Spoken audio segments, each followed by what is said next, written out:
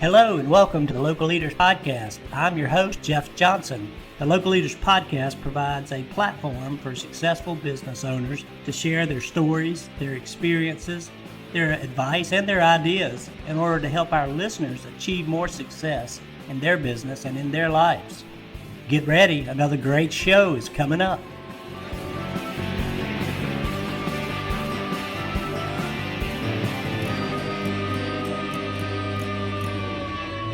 Hey, good afternoon, ladies and gentlemen. My name is Jeff Johnson. I'm the host of the Local Leaders Podcast, and we appreciate you being here with us today. And we also want to thank our guest today, Gerald Judice of the Judice In out of Lafayette, Louisiana. Thank you for being here today, Gerald. Thank you for having me. I appreciate it. Hey, we are excited to have you on today because it's not every day that we get to talk to a legendary business, and really you guys have been around the block for a little while, but I'll let you tell the story and kind of tell us about the business and the restaurant, and then we'll go from there. All right. Well, I mean, basically, my dad and my uncle, two brothers, they were from a family of 17 children, number 7 and 9 respectively, and they both grew up on a farm, basically a farm atmosphere. They both went off to World War II in different sections of the armed forces. And when they came back, they both were working. My dad was at a hardware store. My uncle spent some time on the railroad, but also, had other jobs. But they always wanted to open their own business, basically. And the restaurant business just seemed to be a natural fit for them, coming from a family of 17. They were known by everyone in the city, of course, and most more or less in the parish, because Lafayette wasn't that large back then. So they opened up a business. They actually opened up about 1.5 miles outside the city limits back then. And that doesn't sound like a lot now, but back in those days, that was a pretty good little piece for people to go out just to go grab a burger or to eat anywhere, actually. Yeah. But they decided to do it as some family-owned property they had bought from one of their uncles, and they built it out there. And they used to run back and forth to town. They would distribute some flyers, and they'd run back to the business and hope people showed up. But like I said, back they opened in 47. We're gonna have our 75th anniversary next year, and being from a family of 17, they all knew the Judice brothers, so they all knew all the guys and girls in the family, and they were lucky enough to have a good following that made the drive out to the country to eat at their place. And you got to realize back then there was not a McDonald's or Burger King on every corner. Matter of fact, those places weren't even around yet. Mm-hmm. So they served basically a hamburger menu. They had one of the few places that had burgers with beer and soft drinks and milkshakes. Similar to a lot of the drive-ins now, but they added the beer atmosphere too. So the families would be able to come out. A lot of the men would go sit inside and have a beer with their friends while the family ate out in the car. We were originally a car hop type business. The original restaurant was not very big. We only had probably about 5 or 6 tables, but all of our business was out in the parking lot. We would run car hop and bring the food out to the cars and such. And over the years, most of their staff was children.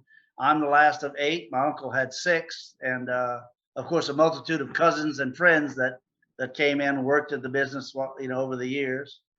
2 of their brothers actually worked at the business for a while in the early days, as well as one of our cousins that stayed with us for almost 50 years during his career. So anyway, we just developed a nice little hometown family business, and it was we're known for our hamburgers. That's about 90% of our menu, actually, and it's a very simple product, but it's very good. And I mean, I'm prejudiced to say it's very good, but we've won several awards over the years for the best hamburgers in town. We've been awarded statewide magazines have recognized us as the best burgers in the state, as well as national magazines, and the USA Today listed us as the best burger in Louisiana in 2 of their event deals that they were running. So we're very proud of the little business. It's still just one location, and Hopefully soon to be more, but after 75 years, we're very proud of the success we've had up till now. Mm-hmm. Well, as you were talking, it was kind of taking me back to the days, and I got two things, and I usually try not to talk much, but one, I remember I was around pre-McDonald's and all that kind of stuff because we didn't have that in our town. I came up in a small town in North Carolina. We had a Hardee's from the time as far back as I can remember, but McDonald's was years and years later showing up to town. And then secondly, you're talking about the car hop. Essentially, you were in the curbside business way before COVID brought the curbside business to everybody's attention. Yeah. So really cool. Actually, when COVID did come around in 20, when COVID came around and curbside was kind of the only means of operating, I'm very lucky and happy to say that it did not affect us as bad as most restaurants. It actually helped us in a way because a lot of the nostalgia we had from the previous years of being a car hop business, a lot of people came back and they enjoyed eating in their cars again because that's what they did as kids when they came to their parents, or bringing their kids, say that's what we used to do when we were little, and so we didn't really we were hurt like everybody else, but not as bad. We were probably about 10-15% off maybe throughout the entire year of COVID, which still now, but I know a lot of restaurants really suffered a lot more because it was a drastic change not to be able to serve people inside. Right. And they didn't have an easy product to pick up and carry home like we did. So I certainly wish COVID would have never happened, but we were fortunate to be able to make it through that time. We didn't have to let go of any employees. We didn't have to change our schedules that much. We just kind of took the punches as it rolled, and we were able to come through the other side pretty well. So we're happy about that. Your business is kind of like, it reminds me of the old drive-ins, and the nostalgia related to that. And I was just thinking as you were talking, the few drive-ins that are left in the country, probably if the weather was good, did well during COVID, whereas the major cinemas and indoor movie watching was done. I mean, it was done. Right. So there's something to be said about nostalgia and eating in your car and going to the car hop and all that. And I'm sure that's a big part of, and the flavor of Judice and the patrons that are coming in there have been coming in for years. And I read something about what was it, stall 2 or something? Booth 2. Booth 2. Sorry, I got it wrong. Yeah, good old Booth 2. Our Booth 2 members. Yeah, it was a group of gentlemen that were friends with my dad and uncle, or became friends with my dad and uncle. My dad and uncle, the business was their life. That's where they worked, of course, but that's also where they entertained. That's where they spent time with friends. People would come in. The Booth 2 members were a diverse group of men, very diverse group of men, from carpenters and painters to doctors and lawyers to UL professors. The university here was USL back then, University of Southwest Louisiana, and we had professors. And all these men would congregate and just spend the afternoons with Dad and them. Sometime when they get off of work, there's usually a stop on the way home, and they'd spend an hour or two with us. And growing up working there, from roughly 8-10 years old till college, all of us boys that were working there got a very diverse group of men to give us help, aid, suggestions, career advice. We learned a lot of stuff just waiting on those gentlemen. They seemed to enjoy, passing along their knowledge to us, and we were open ears. We weren't dummies. We knew they had stuff to offer that we could use. So yes, sir. And very diverse growing up in the business. It was very interesting. And very similar to our audience here, and no matter how successful you are or have been, there's always an opportunity to pick up a new idea or hear a new strategy and find a way to learn. So we all have to do that, and we appreciate you being on here today to kind of share that with us. But tell me this: when you took over the business, how long ago? Roughly 35 to 40 years ago. Oh, Lord. when I was in college, it was my first year, well, into my first year of college. Unfortunately, my dad had a stroke that summer. And about 6 months later, he had another one. So uh, for the most part, all my brothers and cousins had already graduated college and were on their way. We're very proud that my dad and my uncle put us all through private school and all through college, all 13 of us that were still there. And we're very proud of what they did for us. But I was still in college at the time. My dad had a couple of strokes. So, my uncle was getting a little bit up in age as well. So we needed someone there to kind of balance out the schedule to give my uncle a break so he wouldn't fall sick as well. Right. So I worked. I finished college. I worked there full time through college, and I still had a very interesting college career. So I don't regret that at all. But to make a long story short, I started working then, thinking I was going to help out my uncle and keep it going for a little while till Dad got strong enough, and then I would go on to my own career.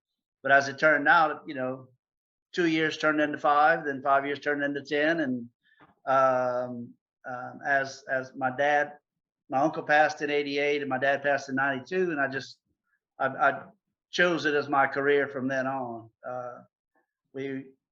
Working for a family business is different than working for the general public. Yes, or in a general setting, and it has a lot of benefits and also has a lot of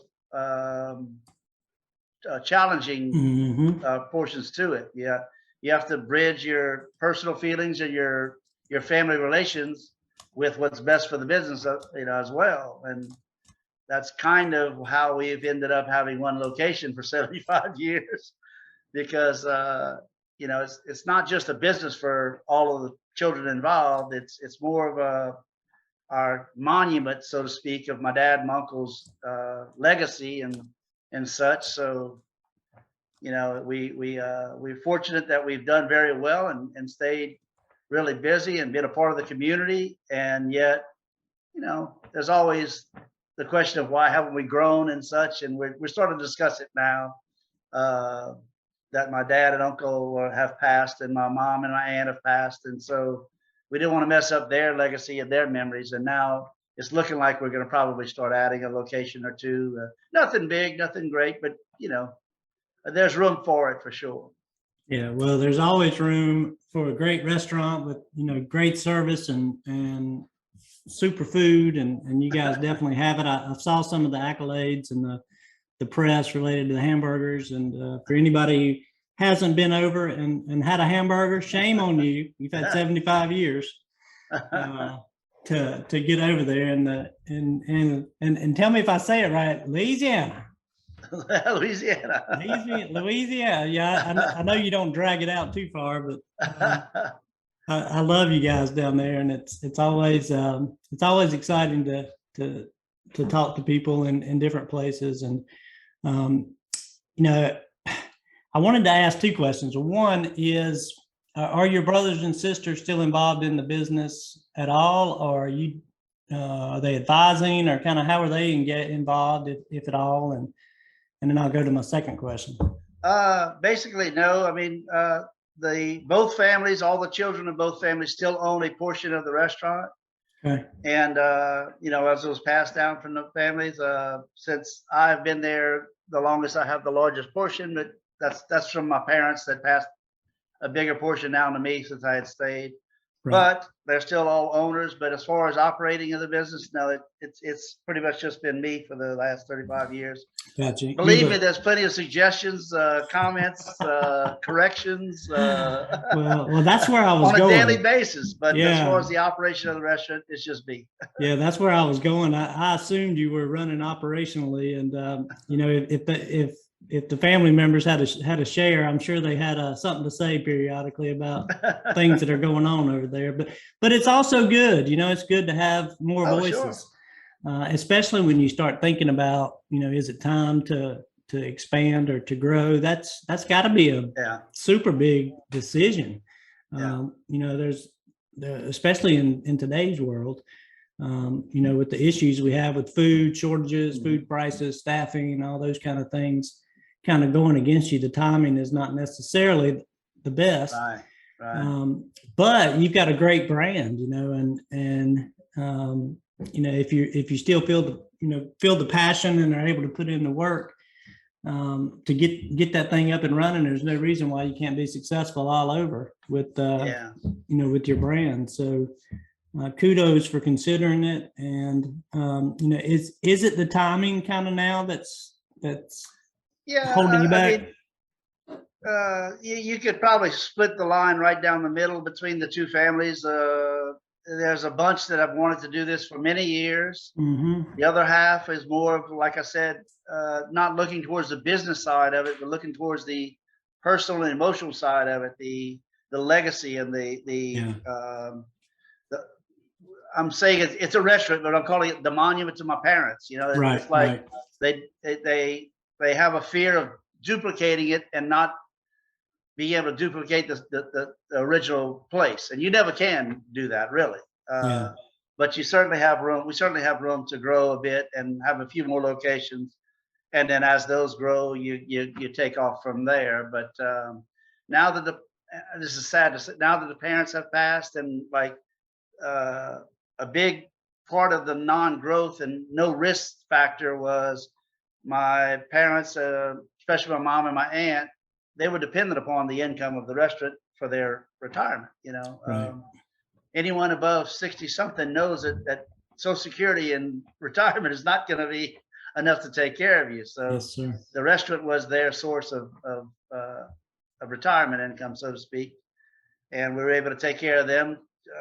I feel very well, and but now we're at a position where we can actually make some moves because it's our business, not the parents as much anymore. So, and we've had discussions over the years, and I think just the fear of risking the history of the restaurant and the restaurant that we've had was more than the idea of, hey, we can make more money by doing this.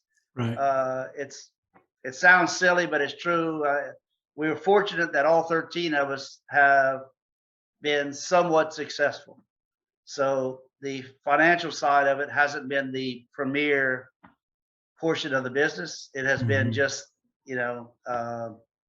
maintaining what everybody has near and dear to their hearts. Right. So, but at this point, some of the the next generation are looking at it like, well, we wouldn't mind doing a location here, a location there. Yes. And since the kids are interested, that's what makes it more interesting for us to say, hey, let's do it.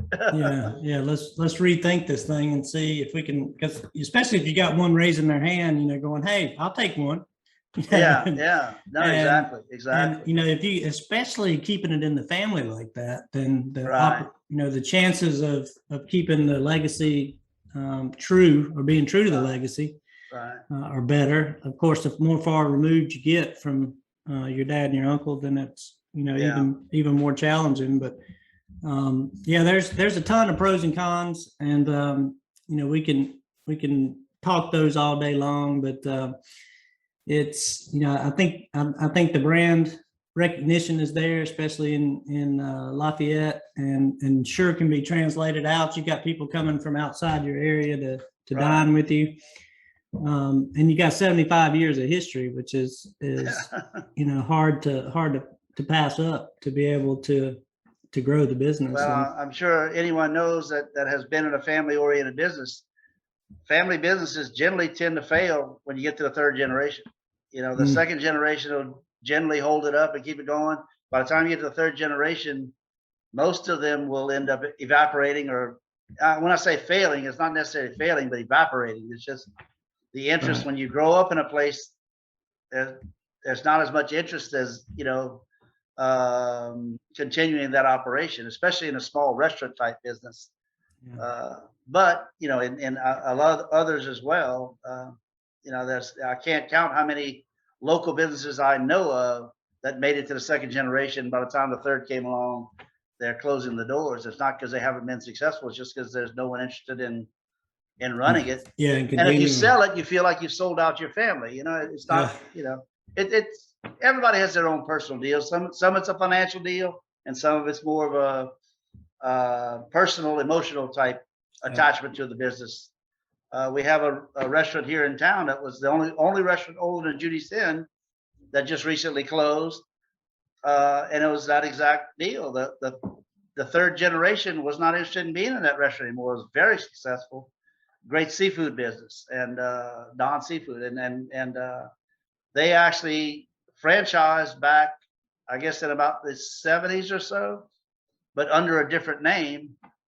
But it wasn't family owned. It was open franchise that was purchased, and that business is still going, but it's never as good as the first one. And it just, I don't think they're going to last very much longer in that aspect, because the people, it's one thing when you buy a franchise and you operate it, it's hard to pass that along. You don't have that personal and emotional attachment to it like a true family founded business, Right. Yeah. And it does bring its own unique set of challenges as you've just spoken about, between, some people having the business side in mind, some it's more personal situation, and it makes it difficult to do things and move forward if indeed that's what you want to do. So I understand completely, and I'm sure you guys will make the right decision at the right time to whether you stay just like you are, or you decide to expand it. But let me ask you this: it's kind of not necessarily switching gears, but I'm curious about kind of how you measure success in the business itself.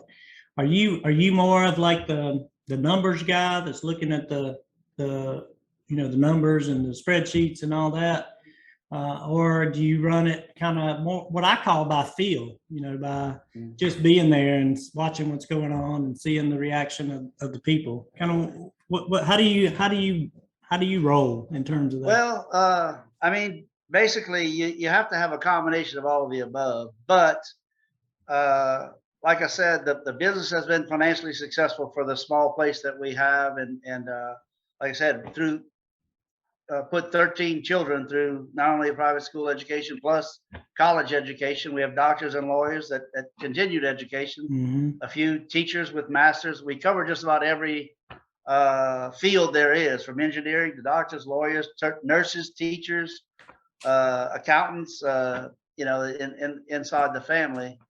And I guess our measure of success is more of the feedback we get from the community. It's an extreme honor when someone statewide honors you as a restaurant to be reckoned with in the state, especially a small little place like we have. Yeah. But the locals, and when I say locals, not just Lafayette, but within 100-mile radius, we have people that come that are regular customers that drive 50, 60 miles to come to Lafayette, and their main reason is to stop at Judice In and get a burger, because they remember when they got one when they were a child, or passing through they had one and it was real special. It brought memories back for them. And I mean, that is really the success that I appreciate. And I'm not a dummy, though. The financial success has to be there too, or I wouldn't be so happy as well. So the financial side is definitely a strong pillar of any business, but the community love and concern for your business.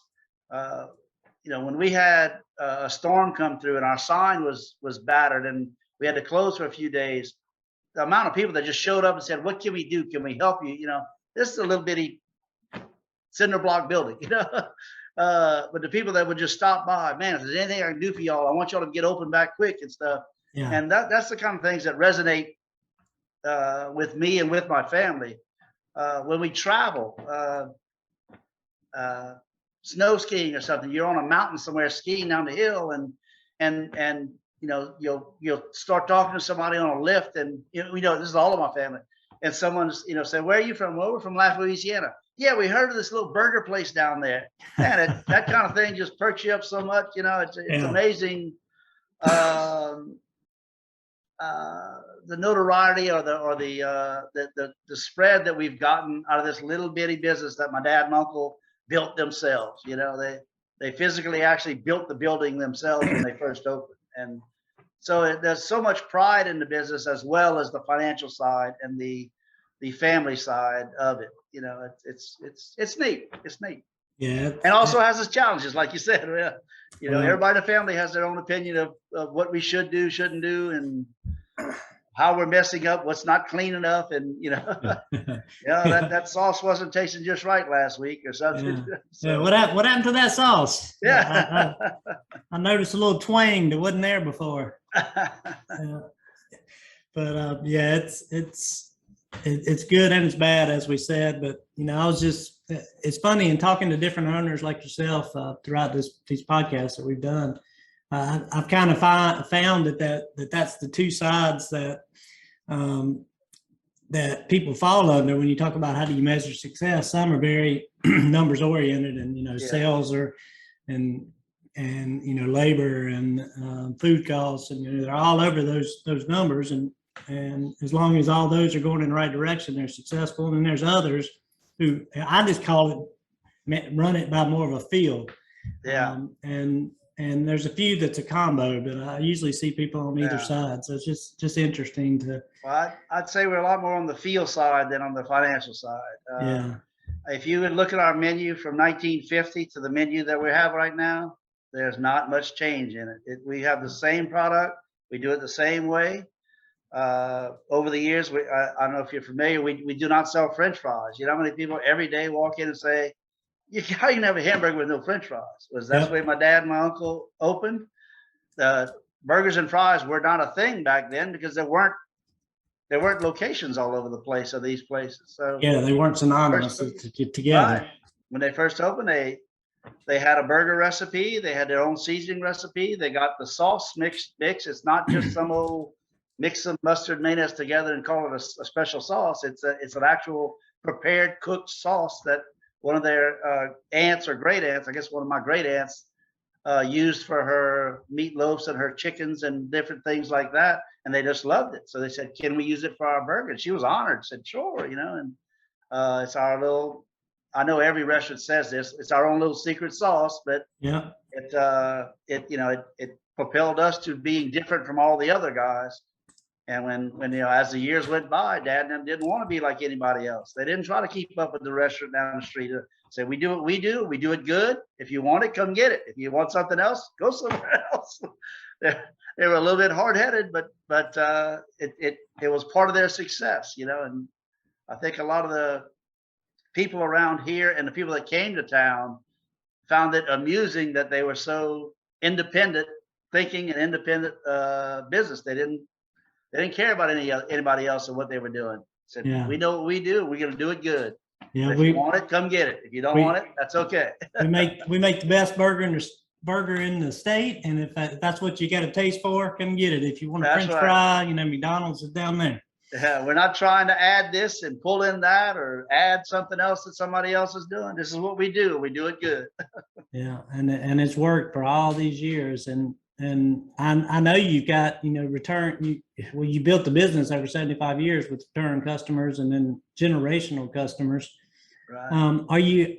How do you reach? And maybe you don't try. I'm not sure, but are you trying to reach a new audience, a new customer that? And if so, what are you guys doing to get the word out to them?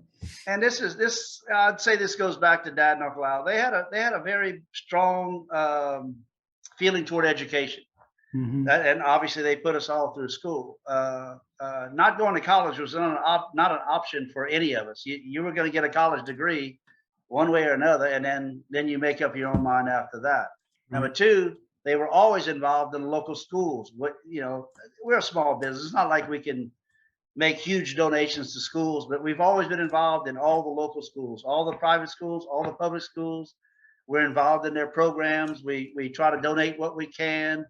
We reach out to them for teams to come by and have their after game meal or pre-game meal. And so we've been involved with the schools as well as the churches and some of the other local organizations. And I think that's what's kept us relevant to the younger generation that is coming up and to other people, that weren't original Judice In customers, but became them after they met their children were in school and they'd see our signs, they'd see our involvement with this program, that program.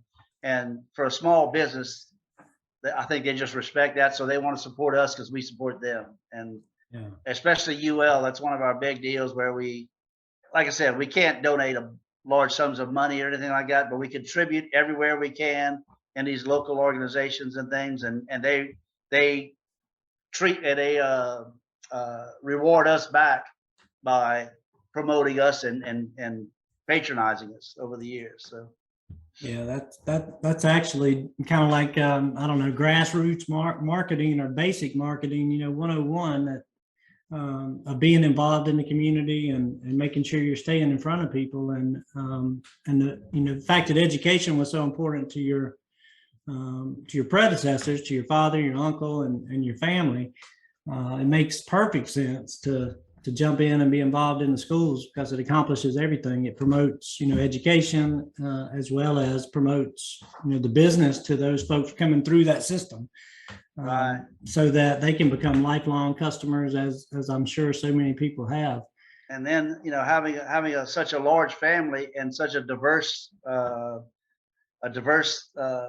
educational background, and not educational background, professional background, we reach out in the different areas of the community that way as well, because all my brothers, sisters, cousins, they're all proud to talk about Judice In, so we reach out in the community through them as well. A lot of them will make donations in the name of Judice In just because they're proud of the little restaurant and what we've accomplished over the years, what my dad and my uncle have accomplished.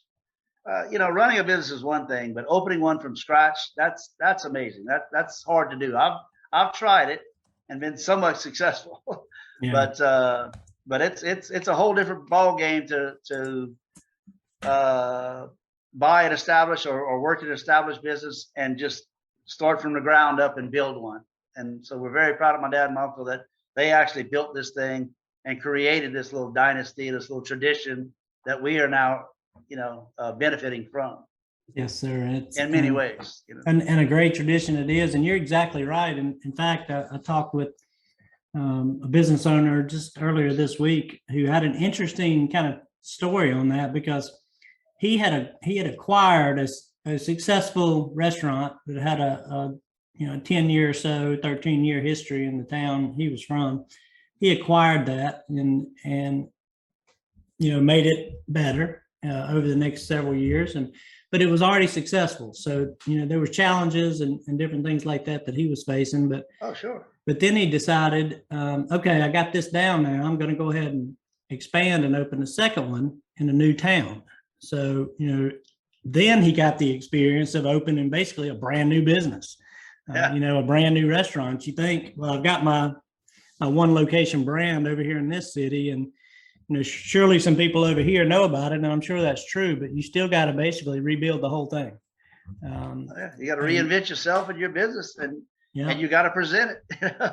Yeah, exactly. So there are different and unique challenges that come from that, and you guys, before it's over, you may get to experience some of that directly. Yeah. if y'all decide to expand out into another few locations. The question is, can you get another cinder block building? That's the question. I think we would start close in to where we can still utilize what we have now, but the old cinder block, and you probably don't want to actually lay the blocks yourself or put the wood up yourself. Things do get better over time. Our parents always wanted us to have a better life than them, right? So, exactly. It seems like you guys have. It's really a great story. It's inspiring. It's good to hear from business owners like yourself who've taken a great business and kept it great and made it better. In addition to that, and are looking at potential of expanding out and bringing that a delicious burger to other locations that maybe haven't had the opportunity to enjoy it with you.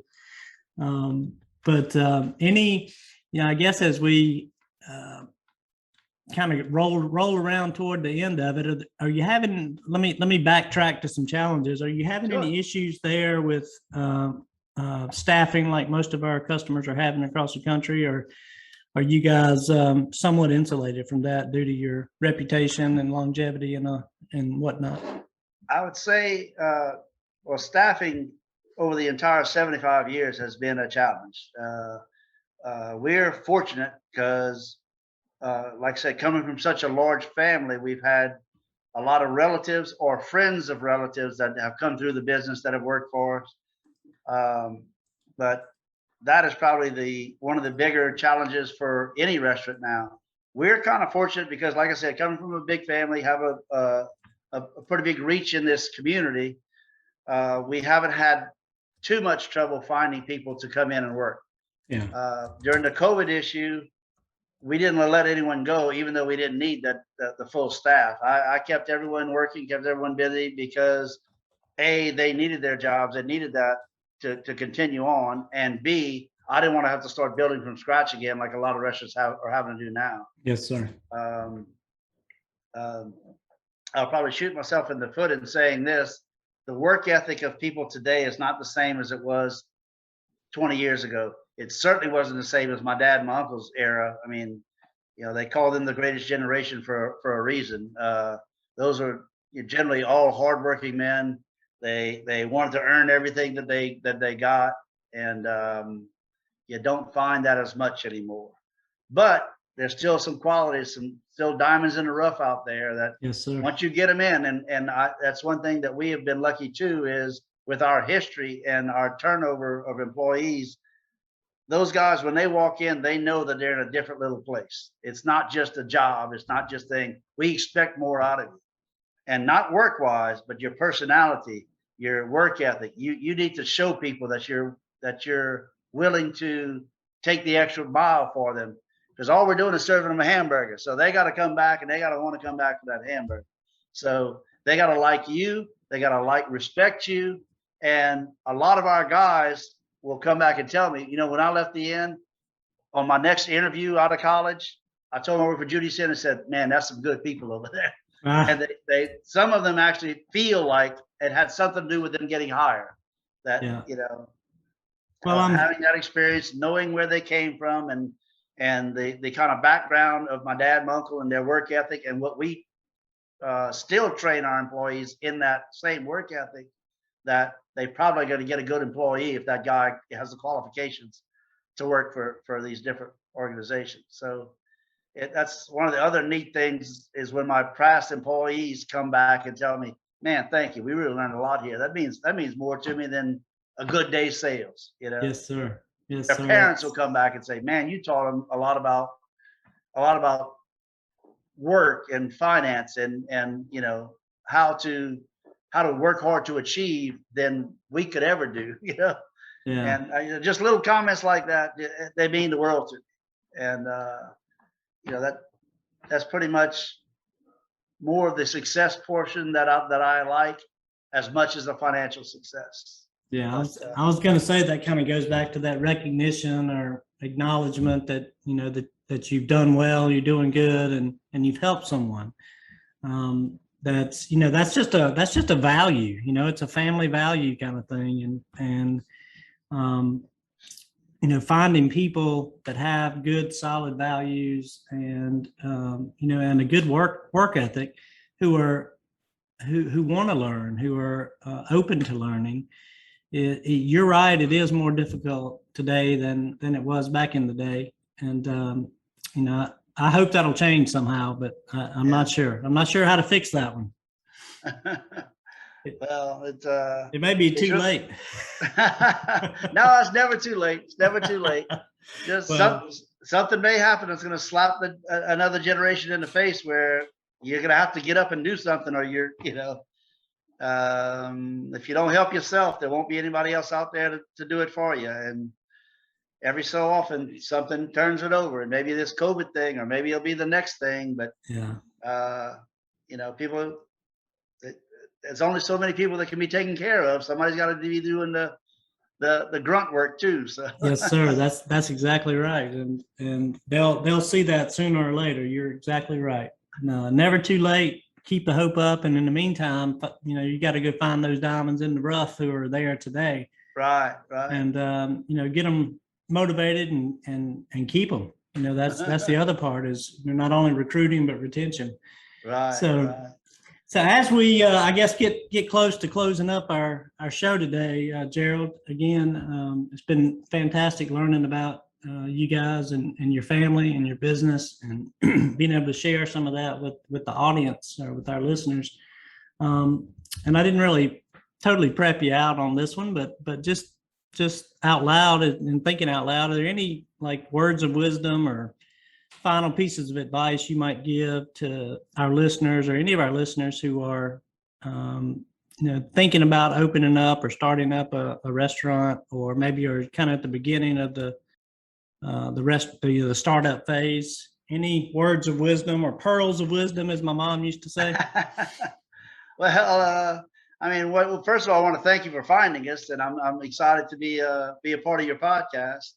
And basically, as far as starting up anything or anything you do in life, whether it's opening a business or your career, starting your career, basically you just got to remember that hard work does still pay off. Sometimes you might get slapped down a few times, but to stay true to what you want to do, and two, don't think you have to follow what others are leading you to. Choose your path and work your hardest at it. And if you do a good job, you're probably going to be successful no matter what avenue you're trying to work into or what career choice you're making. Trying to keep up with people around you can lead you often in very bad directions. Just follow your heart, follow your path, and work hard. And more than likely, you're going to be successful at whatever you're doing. Well, those are there's a lot of nuggets in there, and I'll make sure I dot my I's on those and have the 1, 2, 3, 4 because amen, as we say in the South. That's great advice. Whether you're going into restaurant business, whether you're trying to have better relationships with people or loved ones, or whatever you're doing, those are great words of wisdom. And I thank you too, Gerald, for agreeing to be here and sharing your story and your family's story, because it's not just yours but the family story of the Judice In in Lafayette, Louisiana. Thank you very much for having us. We really appreciate it. Yeah, and like I said, if you have not found your way there yet, get down there and have a burger with these guys, and you can come in and eat it, or you can eat it in the car. It doesn't matter. You just need to eat one. And you'll be a lifelong love for this particular business. And again, it's almost 75 years old next year. You said was the anniversary. April the 5th next year. So maybe we can follow back up with Gerald and join him virtually for a big 75 anniversary party down there in Lafayette. There you go. Well, again, we want to thank you. Thanks for being on the show and sharing everything with us. And for all our audience, we appreciate you joining us here on the Local Leaders Podcast and getting to hear Gerald's story. And please come back. We're going to be releasing podcasts every Monday and Wednesday, typically at 6:45 a.m. so that when you get up in the mornings on those days, be sure to check your particular podcast platform and look for the latest episode of the Local Leaders Podcast. Thank you again, Gerald, and I wish you the best, sir. Thank you very much. Same to you. And to our audience, we'll see you next time. Thank you.